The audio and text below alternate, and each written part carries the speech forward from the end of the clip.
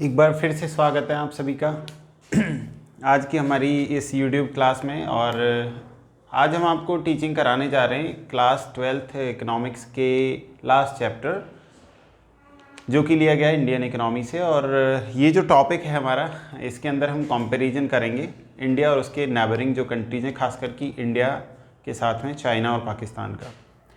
Actually कई बार ऐसा हो जाता है कि अगर आप रेशनल हैं, अगर आप एक रेशनल सिटीज़न हैं, जागरूक नागरिक हैं, तो आपको ये जानना ज़रूरी होता है कि आपके देश में विकास जो है, यानी कि जो डेवलपमेंट है, वो किस तरीके से हो रहा है। और आपके जो पड़ोसी देश हैं, आपके देश के जो पड़ोसी देश हैं, जो नेबर्स हैं हमारे, उनके अंदर स्ट्रेटजीज़ कैसी हैं। क्योंकि कई बार हमें पड़ोसी की स्ट्रेटजीज़ को देख करके और बहुत कुछ सीखने और समझने को मिलता है। और कॉम्परेटिव स्टडी करने का जो मेन पर्पज़ है यहाँ पर, यानी कि इस बुक के अंदर ये जो चैप्टर डाला गया है, इसका जो मेन पर्पज़ है वो यही है कि आप लोग समझ सकें कि आखिरकार आपके आसपास के जो देश हैं, उनके अंदर कौन कौन सी स्ट्रेटजीज़ प्लान की गई हैं और वो लोग किस तरीके से डेवलपिंग वे है उस पर चल रहे हैं। तो बुक के अंदर बहुत सारा कॉन्सेप्ट है आई थिंक इस चैप्टर के अंदर, और मैं इसे बहुत ब्रीफ में आपको बताऊंगा और बहुत अच्छे तरीके से कंक्लूजन निकालूंगा मैं इसका इंडिया, चाइना और पाकिस्तान के बीच में। तो स्टार्ट करें आज के हम इस टॉपिक को। चलिए स्टार्ट करते हैं। सबसे पहले टॉपिक मैं थोड़ा सा चेंज कर रहा हूँ। बुक का जो टॉपिक है, जो चैप्टर का नेम है, मैं थोड़ा चेंज करके यहाँ पर आपको नोट करूँगा। तो मैं यहाँ पर कॉम्परेटिव स्टडी या कॉम्परेटिव डेवलपमेंट के नाम से टॉपिक ऐड करना चाहूँगा। तो this is our topic for today's class.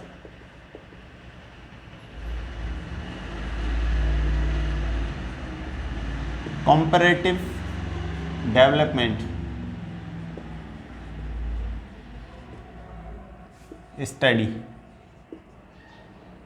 ये कॉम्परेटिव डेवलपमेंट स्टडी जो है, ये किसके बीच में है? तो इसके लिए मैंने आपके लिए प्लान किया है थोड़ा सा कि मैं किस तरीके से आपको बताऊं। नंबर 1 पर इंडिया, ये क्लियर हो गया। नंबर 2 पर पाकिस्तान, और नंबर 3 पर चाइना। नंबर 3 पर चाइना। तो ये जो बच्चों ध्यान देने वाली बात है कि नंबर 1 पर हम इंडिया के बारे में बात करेंगे, नंबर 2 पर पाकिस्तान के बारे में बात करेंगे, और नंबर 3 पर हम चाइना के बारे में बात करेंगे। जब भी आपको कोई चैप्टर रीड करना होता है या किसी टॉपिक पे बात करनी होती है, तो आपको उसके बेसिक पॉइंट्स को जानना बहुत ज़रूरी होता है, जहाँ से आप स्टार्ट कर रहे होते हैं ना। तो सबसे पहले हम ऐसे ही स्टार्ट करेंगे और बैकग्राउंड में जाएंगे सबसे पहले। तो एक एक पॉइंट करके सबके बारे में जानेंगे, जिससे आपको समझने में आसानी रहे। उम्मीद करते हैं कि ये चैप्टर आपको अच्छे से समझ में आएगा आधा घंटे की इस क्लास में, 30 मिनट्स की इस क्लास में। सबसे पहले अब आप एक बात बताइए मुझे, इंडिया को फ्रीडम कब मिला? 1947 में। पाकिस्तान को कब मिला? 1947 में। और चाइना एक फ्रीडम के, यानी कि एक ऐसी इकोनॉमी जो अपने आप में फ्रीडम लिए हुए हो, चाइना के लिए ये कब पॉसिबल हुआ? तो 1949 में। तो जब आप कॉम्परेटिव स्टडी कर रहे होते हैं तो आपको कुछ चीज़ों की ज़रूरत होती है। तो यहाँ पर देखिए, इंडिया और पाकिस्तान इन अ सिमिलर मैनर एक साथ यहाँ पे फ्रीडम मिला है, और इनसे थोड़ा सा लेट जो है चाइना को फ्रीडम मिला है। तो ये चीज़ क्लियर हो गई। आई थिंक आपको यहाँ तक कोई दिक्कत नहीं हुई होगी। अब हम बात करते हैं नेक्स्ट। ये तो हमारा फर्स्ट था। अब सेकेंड पॉइंट पर चलते हैं। इंडिया ने क्या किया कि जैसे ही फ्रीडम मिला और पाकिस्तान में फ्रीडम मिला, तो सेकंड बात आती है, क्योंकि डेवलपमेंट स्टडी कर रहे हैं हम, इन लोगों ने क्या क्या किया आफ्टर फ्रीडम। तो इंडिया के अंदर सबसे पहले जो 5 ईयर प्लान, जिनको पंचवर्षीय योजनाएं बोला जाता है, इंडिया ने इनको लॉन्च कर दिया 1951 में, ठीक है ना। पाकिस्तान ने 1956 में लॉन्च किया, भाई ध्यान रखेंगे 5 ईयर प्लान्स को। और वहीं पर चाइना ने लॉन्च किया 1953 में 5 ईयर प्लान्स को। यहाँ तक क्लियर? बहुत आसान से शब्दों में समझाऊंगा मैं, जिससे कि एग्ज़ाम में क्वेश्चन आता है तो आपको दिक्कत बिल्कुल नहीं होगी, परेशानी बिल्कुल नहीं होगी, और आप लोग आसानी से लिख पाएंगे। इंडिया ने पहले स्टार्ट किया, आफ्टर दैट चाइना ने स्टार्ट किया 5 ईयर प्लान, ठीक है, पंचवर्षीय योजनाएँ, और इसके बाद में पाकिस्तान ने स्टार्ट किया 5 ईयर प्लान, ठीक है। अब एक और बात करते हैं। ये तो चलो ठीक है, कोई प्रॉब्लम नहीं है यहाँ तक। In the sense of 1980s, अगर 1980 तक के मैं ज़माने की बात करूँ, तो ये सेम कंडीशन में थे, on the basis of growth rate and PCI, per capita income. Pakistan भी लगभग इंडिया के सेम सिचुएशन में था on the basis of PCI and growth rate, ये दोनों के आधार पर बात कर रहा हूँ मैं। चाइना भी लगभग सेम सिचुएशन में था on the basis of PCI and growth rate. यानी कि 1980 तक स्टार्टिंग से लेकर के ये तीनों कंट्रीज की जो पोजीशंस थी वो लगभग सिमिलर थी। भैया आप ध्यान रखेंगे यहाँ पर, है ना, जब आप इनको कॉम्परेटिव स्टडी करने जाएं तो इन चीज़ों को ध्यान जरूर रखें। यहाँ तक किसी को कोई प्रॉब्लम बच्चों आप में से? आई थिंक कि यहाँ तक किसी को कोई प्रॉब्लम नहीं हुई होगी। अब बात करते हैं सबसे पहले इंडिया के पोर्शन को बाहर निकाल करके कि इंडिया की जो डेवलपमेंट स्ट्रेटजीज थी वो क्या थी, भारत ने कौन कौन सी स्ट्रेटजीज पर फोकस किया आफ्टर फ्रीडम, विकास के लिए हमने क्या किया। तो सबसे पहले इंडिया की स्ट्रेटजीज को देखेंगे, फिर पाकिस्तान की स्ट्रेटजी देखेंगे, फिर चाइना की स्ट्रेटजी देखेंगे। तो कुछ चीज़ें यहाँ पर आपको समझ में आ जाएंगी कि किसने क्या क्या अलग किया, कहाँ क्या क्या अलग हुआ। तो चलिए स्टार्ट करते हैं इंडिया के साथ में। वी आर इंडियंस, तो इंडिया को पहले स्टार्ट करते हैं। सबसे पहले नंबर 1 पर इंडिया का क्या देखने जा रहे हो भाई आप देखने जा रहे हैं स्ट्रेटजी किसकी, डेवलपमेंट की। तो मैं यहाँ पे ऐसे लिख देता हूँ, डेवलपमेंट स्ट्रेटजीज। किसकी स्ट्रेटजीज हैं बेटा? ये इंडिया की स्ट्रेटजीज हैं। तो इंडिया की मोस्टली 4 यहाँ पर स्ट्रेटजीज मैं आपको बताऊंगा, मोस्टली 4 जो अच्छी थी। तो सबसे पहले इंडिया ने क्या किया आफ्टर फ्रीडम, जब हमने 5 ईयर प्लान लॉन्च कर दिए थे तो हमारा जो फोकस था सबसे पहले, so we begin with sound trade. भाई व्यापार की शुरुआत कर दी भारत वालों ने, एक अच्छे तरीके से ट्रेड करने लग गए हम। अब ट्रेड में दोनों ही चीज़ें आती हैं, एक्सपोर्ट और इंपोर्ट, ध्यान रखना है आपको। Second one, we focused on reducing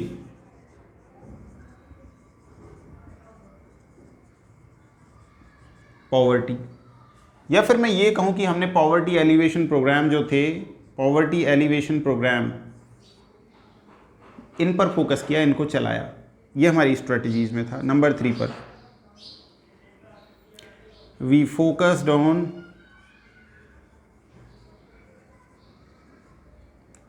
self employment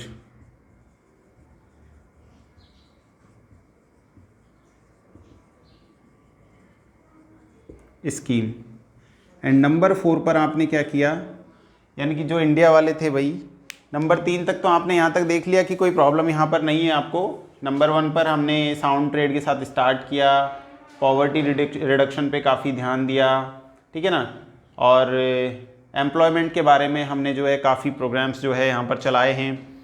तो जब ये एम्प्लॉयमेंट के बारे में जो प्रोग्राम्स आप यहाँ पे देख रहे हैं, और एम्प्लॉयमेंट के अंदर हम एक तरीके से मैं ये कहूँ कि जिसको जनरली यहाँ पे बोलेंगे कि आप अपने आप में एक तरीके से जैसे फूड ग्रेन्स का मामला हो या सेल्फ एम्प्लॉयमेंट का मामला हो, आप अपने आप में सेल्फ सफिशिएंसी की कंडीशन में आना चाहते थे, तो इसके लिए आपने इसको चलाया, तो बहुत अच्छी बात है। एक यहाँ पर जो एक तरीके से मैं बात कहूँ कि और जो चीज़ ऐड की इंडिया वालों ने अपनी स्ट्रेटजीज में, तो वो था वी फोकस्ड ऑन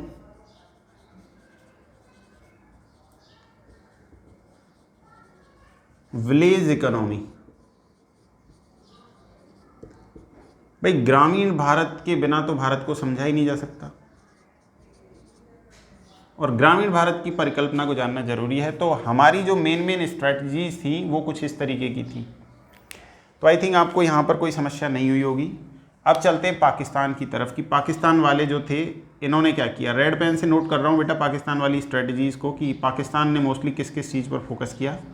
तो कुछ बातें पाकिस्तान की जानते हैं कि इन्होंने स्टार्टिंग में कैसे किया, इन्होंने किस चीज़ पर फोकस किया, ठीक है।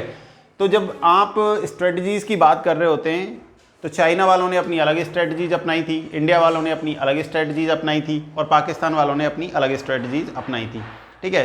तो यहाँ पर सबसे पहले पाकिस्तान ने सबसे पहले जो चीज़ एक्सेप्ट की थी वो एक्सेप्ट की थी मिक्स्ड इकोनॉमी।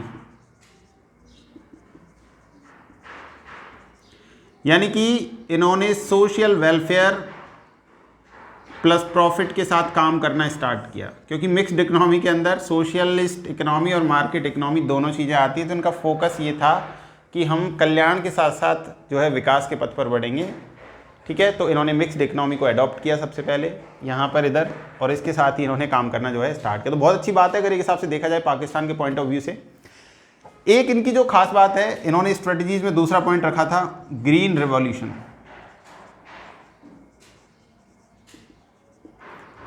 ग्रीन रिवॉल्यूशन का कॉन्सेप्ट नो डाउट इंडिया के अंदर भी लाया गया था, लेकिन ये पाकिस्तान की स्ट्रेटजीज में मेन था। हम लोग भी इसे 1966 में लेकर के आए थे। ठीक है, जो हमारे एक तरीके से मैं कहूँ कि सेल्फ सफिशिएंसी के, फूड ग्रेन्स की सेल्फ सफिशिएंसी की बात में जो है आपको याद रखा जाएगा। पाकिस्तान ने इसमें एक चीज़ और की थी कि इन्होंने जो एक तरीके से टेक्नोलॉजी है इसके इंपोर्ट पर ध्यान दिया, या मैं ये कहूँ कि जो इंडस्ट्रीज़ के प्रोडक्ट हैं इनके इंपोर्ट पर ध्यान दिया। पाकिस्तान ने एक रेगुलेटरी पॉलिसी बनाई थी, रेगुलेटरी पॉलिसी किसके लिए? इंपोर्ट्स के लिए, कि आखिरकार हम कहाँ कहाँ से टेक्नोलॉजी जो इंपोर्ट करेंगे, मैन्युफैक्चरिंग जो गुड्स होंगी वो उनको इंपोर्ट करेंगे। पाकिस्तान ने, क्योंकि स्टार्टिंग में देखिए कंडीशंस अच्छी नहीं थी, पाकिस्तान की भी अच्छी नहीं थी, इंडिया की भी नहीं थी, फ्रीडम मिला था, उसके बाद काम करना था इनको। तो पाकिस्तान ने कुछ ये चीज़ें जैसे ग्रीन रिवॉल्यूशन को लेकर के आए, मिक्स्ड इकोनॉमी पे काम किया, इधर टेक्नोलॉजी में इंपोर्ट पे ध्यान दिया, मैन्युफैक्चरिंग गुड्स जो है मैन्युफैक्चर गुड्स का डायरेक्ट इंपोर्ट करते रहे। आज का अगर एक टाइम देखा जाए तो पाकिस्तान के पास जो डिफेंस टेक्नोलॉजी है मोस्टली इंपोर्ट की हुई है सारी, उसकी खुद का कुछ भी नहीं है वहाँ पे। अगर हम बात करें स्पेस की, तो रिसर्च के मामले में पाकिस्तान में इतना कुछ खास है नहीं। तो ये जब बताएंगे कि फेलियर्स कहाँ कहाँ रहे हैं कंट्रीज़ के, तो उसमें आएगा पाकिस्तान के साथ फेलियर्स आएंगे 100%। इंडिया के भी फेलियर्स हैं, पाकिस्तान के भी हैं, चाइना के भी हैं। अब चलते हैं चाइनीज स्ट्रेटजीज़ पर और समझते हैं कि चाइना ने ऐसा क्या खास कर डाला कि आज जो इन तीनों कंट्रीज़ में अगर हम कंपैरिजन करें तो कहीं ना कहीं बेहतर दिखाई देता है। तो चाइनीज स्ट्रेटजीज़ को समझ, ग्रीन पेन से नोट डाउन कर रहा हूँ बेटा, ध्यान रखेंगे। सबसे पहले चाइना का 1958 का कॉन्सेप्ट बिल्कुल ना भूलें, ग्रेट लीप फॉरवर्ड, इसको याद रखें बेटा, ये एग्जाम में क्वेश्चन पूछा जाता है।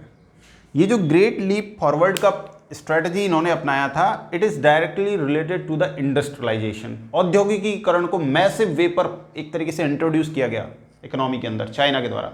औद्योगिकीकरण को बुरी तरीके से इन्होंने इंट्रोड्यूस कर दिया इकोनॉमी में कि इंडस्ट्रियलाइजेशन करो, उसके लिए स्पेशल प्रोग्राम लॉन्च किया था ग्रेट लीप फॉरवर्ड इन 1958। तो प्रोग्राम किससे रिलेटेड है? इंडस्ट्रियलाइजेशन से रिलेटेड है, पहला स्ट्रेटजी। इसके बाद चलते हैं आगे। फिर इन्होंने क्या किया, जो दूसरा सबसे इंपॉर्टेंट मेरे को लगा चाइना का स्ट्रेटजी, इन्होंने जो कल्चर होता है ना बेटा, कल्चर यानी मेरा सोशल कल्चर क्या है, जैसे I belongs to the other community, Meena community, और someone belongs to the other community. तो हर किसी का कल्चर, ड्रेसिंग और स्पोकन सबका अलग अलग होता है। तो वैसे ही चाइना वालों ने क्या किया, एक तरीके से कल्चरल या कल्चर रिवॉल्यूशन 1965, पूरी तरीके से कल्चरल रिवॉल्यूशन जो है इसको लेकर के आ गए, एक तरीके से क्रांति कल्चरल सोसाइटी के अंदर। ठीक है ना, इस पे काम किया, बहुत ज़्यादा फोकस दिया। और सबसे लास्ट जो सबसे इंपॉर्टेंट मेरे को इनका लगा प्रोग्राम, तीन ही स्ट्रेटजीज बताऊंगा मैं आपको इनकी। मैं यहाँ पे लिख रहा हूँ थोड़ा सा इस बार ऊपर, स्ट्रेटजीज में नीचे ना लेकर के यहाँ पर, तो ध्यान रखेंगे। 1978 तक आते आते इनकी स्ट्रेटजीज में सबसे पहले एग्रीकल्चर के बाद में इन्वेस्टमेंट, और इन्वेस्टमेंट के बाद में ट्रेड, और अगर इसमें इसको मैं कहूँ कि फॉरेन ट्रेड FT, इन्होंने इन मुद्दों को लेकर के ज़बरदस्त तरीके से इम्प्लीमेंटेशन किया या ज़बरदस्त तरीके से काम किया। Investment in agriculture system, investment in industries, and focus on international trade, focused on international market, how to export more comparison than the neighbours country. तो ये कुछ ऐसी बातें थी जहाँ पर जो चाइना ने अडॉप्ट की थी मोस्टली, जो इसकी स्ट्रेटजीज में हम काउंट कर सकते हैं इनको या बता सकते हैं। तो स्ट्रेटजीज जानने के बाद में अब हम जानते हैं कि आखिरकार जो नेक्स्ट सिनेरियो आ रहा है जिसमें हम कॉम्परेटिव स्टडी करेंगे, अभी भी कॉम्परेटिव स्टडी ही कर रहे हैं लेकिन अब कॉम्परेटिव स्टडी करेंगे कि आखिरकार कौन आगे है, कौन किस फील्ड में पीछे है और किस तरीके से इस चैप्टर को आपको ओवरऑल समझा जाना चाहिए। तो यहाँ तक उम्मीद करते हैं आपको ये चैप्टर समझ में आ गया होगा या ये कॉन्सेप्ट समझ में आ गया होगा। अभी एक बार और फिलअप करेंगे ब्लैक बोर्ड और ये चैप्टर हो जाएगा आपका खत्म। तो चलिए नोट डाउन कर लीजिए आप लोग इन चीज़ों को, आप लोग इनको नोट डाउन कर लेंगे तो हम आपको बताएंगे। चाइना की स्ट्रेटजीज में अगर आप एक चीज़ और नोट करना चाहें तो कर सकते हैं। यहाँ पर वन चाइल्ड पॉलिसी ये 1979 में इंट्रोड्यूस की गई चाइना के द्वारा, ये आप ध्यान रखेंगे। ये भी इनका एक प्लानिंग था और काफ़ी पॉपुलेशन ग्रोथ को रोकने के लिए ये अच्छा इनका कदम था और ये सक्सेसफुल भी रहे हैं इसमें। तो आई थिंक कि ये चीज़ आपको क्लियर हो गई होगी और यहाँ तक कोई समस्या आपको नहीं आई होगी।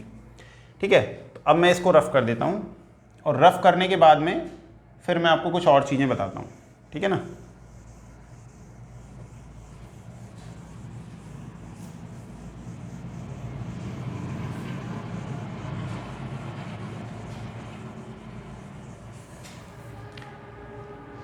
इस बार क्या करते हैं कि हम थोड़ा सा चेंज करते हैं। जैसे ये पार्ट इधर वाला इंडिया का रह गया, ये वाला पार्ट पाकिस्तान का रह गया और उधर वाला पार्ट रह गया चाइना का। तो ये इंडिया, ये पाक यानी पाकिस्तान और ये चाइना। अब यहाँ देखते हैं कि और क्या क्या चीज़ें इसमें ऐड की जा सकती है कॉम्परेटिव स्टडी के लिए, क्योंकि कॉम्परेटिव डेवलपमेंट है एक तरीके से ओवरऑल। तो बात करते हैं सबसे पहले पॉपुलेशन की। तो पॉपुलेशन के अंदर अगर इन तीनों कंट्रीज में देखा जाए तो इंडिया का रैंक कौन सा है? सेकंड इन तीनों के अंदर। फर्स्ट रैंक किसका जाएगा? चाइना का। ये फर्स्ट रैंक है भाई। इसके बाद में पॉपुलेशन में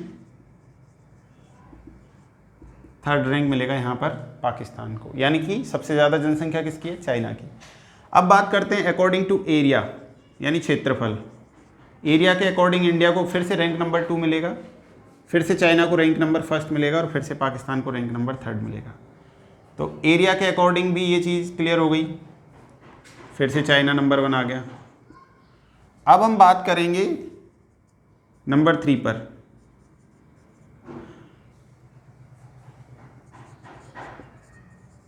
अर्बनाइजेशन यानी शहरीकरण के मामले में कौन कहाँ पर टिकता है। तो शहरीकरण के मामले में इनमें ध्यान रखेंगे, फिर से इंडिया का रैंक चला जाएगा 3rd पर, यानी इन तीनों में सबसे कमज़ोर। और यहाँ पर अर्बनाइजेशन का डेटा दे रहा हूँ, इसमें नंबर 2 पर पाकिस्तान आएगा और अर्बनाइजेशन के डेटा में चाइना फिर से 1st पर आएगा। ये भी चीज़ क्लियर हो गई। अब बात करते हैं डेंसिटी की। डेंसिटी यानी घनत्व, जनसंख्या घनत्व के मामले में जो है यानी किसका सबसे ज़्यादा है, तो इंडिया का वापस नंबर पहला आ जाएगा इस बार। और यहाँ पर चाइना का जो है डेंसिटी के अंदर जो जाएगा, ये ध्यान रखेंगे, ये डेंस लिख रहा हूँ बेटा मैं, तो यहाँ पर चाइना नंबर 3rd पर चला जाएगा। 140 के आसपास ये इसका 1000 यानी 1 स्क्वायर किलोमीटर के अंदर 140 लोग। हमारा इंडिया का जो है काफ़ी ज़्यादा है, यानी कि अगर मैं आपको इसको ये कहूँ कि इंडिया वालों की जो बात करूँ तो इंडिया का लगभग आता है यहाँ पर 382, चाइना का आएगा लगभग 143 और पाकिस्तान का जैसे 382 हमारा है तो पाकिस्तान का यहाँ पर आएगा आपका लगभग 225, ये आएगा 225। ठीक है, तो इंडिया नंबर 1 हो गया, पाकिस्तान नंबर 2 हो गया और इसमें डेंसिटी में चाइना नंबर 3 हो गया। ठीक है, अब मैंने आपको अर्बनाइजेशन का लगभग बता दिया था। चाइना के अंदर लगभग 50% अर्बनाइजेशन है, इंडिया के अंदर 31% है, पाकिस्तान के अंदर 37% अर्बनाइजेशन के आसपास देखने को मिलता है अकॉर्डिंग टू द सेंसस 2011 की जनगणना के अनुसार, अगर आप चाहते हैं तो। अब हम बात करते हैं कि पॉपुलेशन की। तो फर्टिलिटी रेट सबसे ज़्यादा कहाँ पर है भाई, वो भी देखेंगे, उसकी भी कॉम्परेटिव स्टडी करेंगे कि भाई फर्टिलिटी रेट कहाँ पर ज़्यादा है। तो फर्टिलिटी रेट के मामले में इनमें इंडिया का रैंक आएगा नंबर 2, क्योंकि हमारा जो फर्टिलिटी रेट जब आप इसको इस तरीके से देखेंगे तो लगभग ये 1.75 है। ठीक है ना। पाकिस्तान का जो नंबर आएगा फर्टिलिटी रेट में ये आएगा नंबर 1, सबसे ज़्यादा जनसंख्या वृद्धि इधर ही देखी जा रही है। और अगर चाइना के मामले में मैं बात करूं फर्टिलिटी रेट की तो इनका नंबर चला जाएगा 3rd पर। तो जहाँ पर कई चीज़ें आप इस तरीके से जब स्ट्रैटेजीज़ कर ये कॉम्परेटिव स्टडी इनकी करेंगे तो आपको ये चीज़ें समझ में आएंगी और अच्छा भी लगेगा आपको। तो कई सारी चीज़ों, अब बात करते हैं सेक्स रेशो की। तो सेक्स रेशो की जब बात करते हैं तो यहाँ पर तीनों में किसको सबसे पहला नंबर मिलने वाला है, तो वो भी देख लेते हैं एक बार फिर से। मैं शॉर्ट में लिख रहा हूँ sex ratio, RATIO। Sex ratio के अंदर यानी कि जैसे मान लीजिए इंडिया का सेक्स रेशो है या चाइना का सेक्स रेशो है, तो वो कितना है, लिंगानुपात जिसको आप कहते हैं। तो यहाँ पर ये लगभग,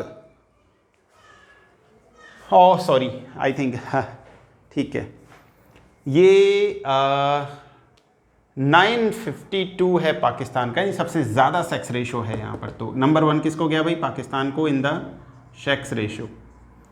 लगभग ये 952 है यहाँ पर, तो ये पहला रैंक लेगा। इंडिया का लगभग 940 है, तो ये यहाँ पर थर्ड मिलेगा इसको। और चाइना का जो सेक्स रेशो है ये है लगभग 950, तो यहाँ पर इसको सेकंड मिलेगा।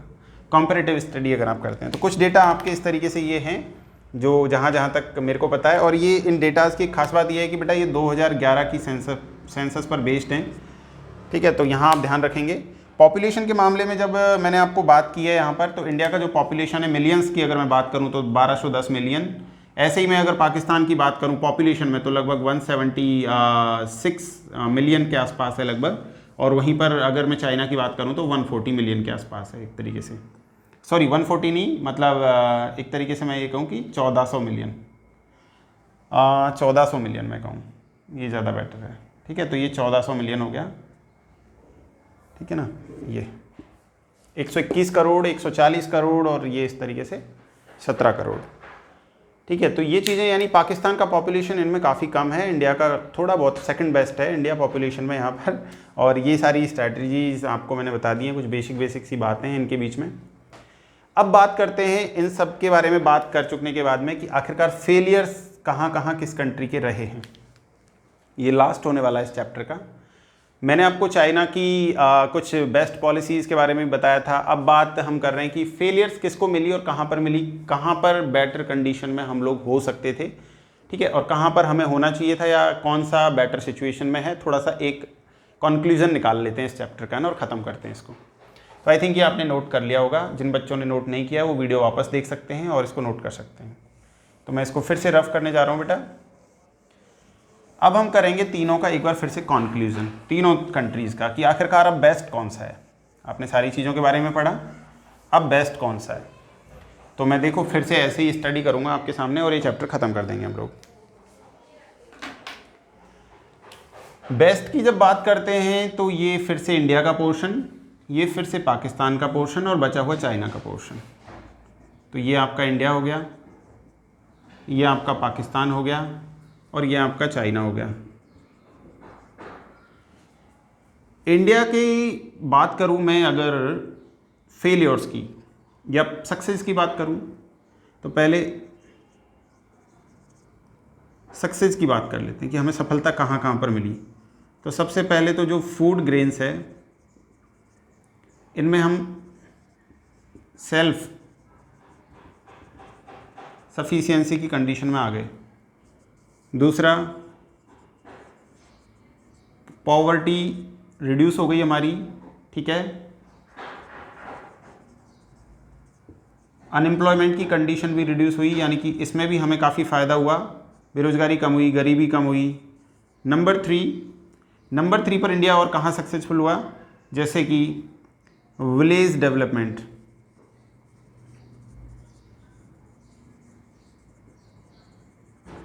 ठीक है, यहाँ पर भी ठीक रहा हमारा परफॉर्मेंस। नंबर 4 पर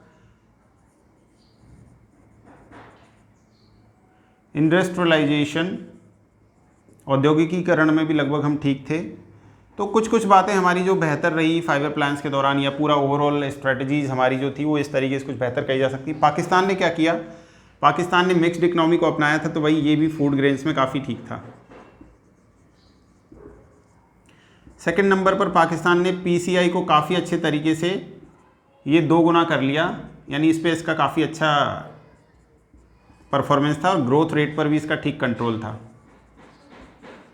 ये इसकी कुछ बेस्ट कंडीशंस कही जा सकती हैं पाकिस्तान की। फूड्स में काफ़ी अवेलेबिलिटी थी। चाइना की अगर हम बात करें तो भाई ये एक तरीके से वर्ल्ड लेवल पर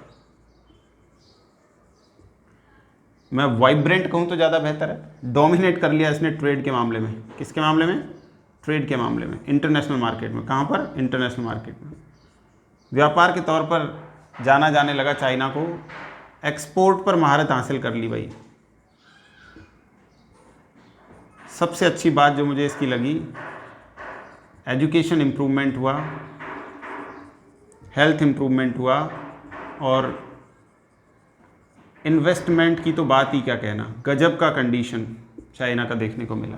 क्योंकि 1980 तक सब एक जैसे थे, लेकिन 1978 में इसने बहुत ज़बरदस्त फोकस किया और आगे निकल गया एक तरीके से। तो ये सबके सक्सेस वाले पॉइंट्स मैंने आपको यहाँ पर डिस्कस किए हैं, ठीक है ना। सक्सेस होने के मामले में अगर मैं कहूँ तो 1979 में जो वन चाइल्ड पॉलिसी चाइना ने लॉन्च की, ये काफ़ी हद तक इनके लिए मायने रखती है। एक जो बच्चे वाली नीति है इनकी कि भाई एक से ज़्यादा नहीं होगा, नहीं करेंगे, वरना उसके काफ़ी आपको नुकसान झेलने पड़ेंगे चाइना के अंदर अगर आप हैं तो। ये लॉ बना दिया उन्होंने पॉपुलेशन पॉलिसी के अंदर, ठीक है। तो उनका पॉपुलेशन जो है इससे कंट्रोल हो गया। और कंट्रोल कैसे कैसे हो गया? अब कई बच्चे पूछें सर कंट्रोल कैसे हो गया?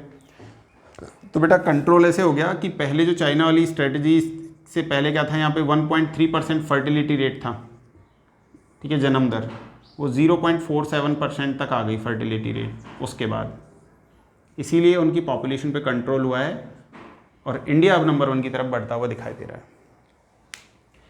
अब अगर हम ओवरऑल बात करें, ये तो हमारी इस तरीके की कंडीशंस थी, तो ओवरऑल अगर हम बात करें तो देखिए क्या कंडीशन, कंक्लूजन क्या निकालूंगा मैं। तो अब मैंने हेडिंग चेंज कर दिया है अपना, और अब मैं इस पूरे ब्लैक बोर्ड पर एक लाइन ड्रॉ कर रहा हूँ यहाँ पर, आप ध्यान से देखेंगे, और मैंने एक टॉपिक डाल दिया है कंक्लूजन। ये जो कंक्लूजन मैंने आपको डाला है, इसमें हम बताएंगे आपको कि कौन सा बेहतर है और कौन सा नहीं है। तो मैं आपको सबसे नंबर 1 पर लिख रहा हूँ, China is in a sound position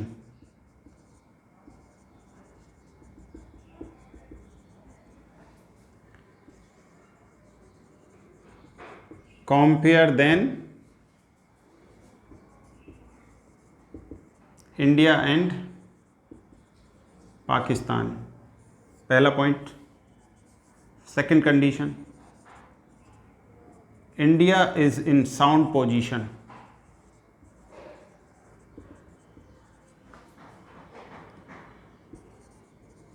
than Pakistan. तो सबसे नीचे पे क्या रह गया भाई? पाकिस्तान की हालत आज के टाइम पे ख़राब है, यही रहा ना नंबर 3 पर। अब हम बात करते हैं कि इंडिया को पाकिस्तान के ऊपर एज कैसे मिला, यानी उससे बेहतर हम कैसे हैं। तो देखिए डिफेंस टेक्नोलॉजी हमारी अच्छी है, स्पेस के मामले में हम उससे काफ़ी बढ़िया हैं, हमारे पास खुद के स्टेशंस हैं, स्पेस स्टेशंस। रिसर्च के मामले में हम बेहतर हैं, टेलीकम्युनिकेशन के मामले में हम बेहतर हैं, टेक्नोलॉजी के मामले में बेहतर हैं, और जेनेटिक्स के मामले में हम बेहतर